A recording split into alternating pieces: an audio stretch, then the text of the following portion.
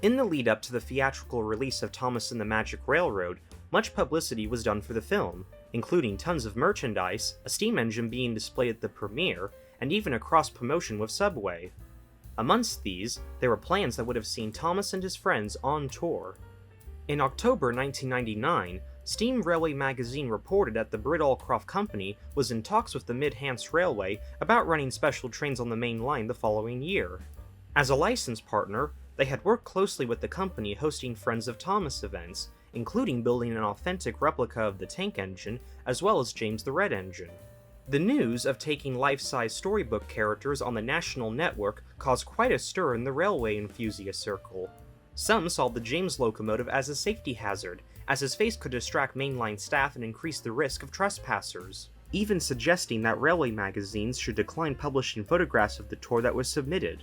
Others argued that it would capture the imagination of children and increase their awareness and interest in steam locomotives. Mid-Hants fireman John Butcher wrote, "When you're on the footplate, the color of the engine is the last thing on your mind. Even if you don't like it, you have to accept that many people will. In just the same way, I might not like your suits and shirts, but I allow you to wear what you like." Another issue brought up was with the Thomas locomotive itself.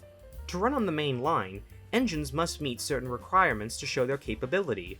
The locomotive that ran as the character James, Monsell U class number 31625, was already registered, but Thomas, with its small driving wheels, would be severely restricted in its speed, although he could still shunt in stations or go on static display at platform ends.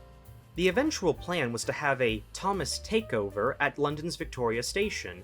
In attendance would have been the Mid-Hants Thomas and James, along with their standard Class 5 number 73096, dressed as Henry.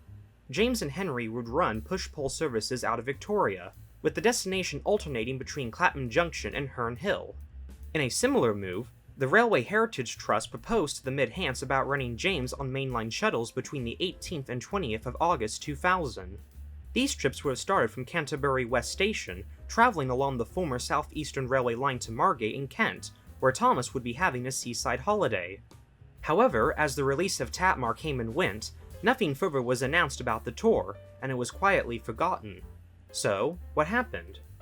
Following inquiries with a research assistant of the Mid-Hants Railway, I discovered that, in the months leading up to the tour, James had developed problems with its firebox, and had to be withdrawn from traffic in early 2000.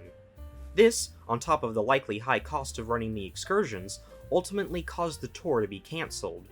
James briefly re-entered service the following year, but the engine's worsening condition meant an end to its mainline career, and it has not run since.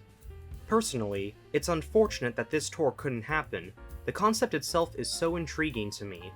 Seeing the bright red engine thundering along at 60 miles an hour would have been quite the sight. One that was never to be.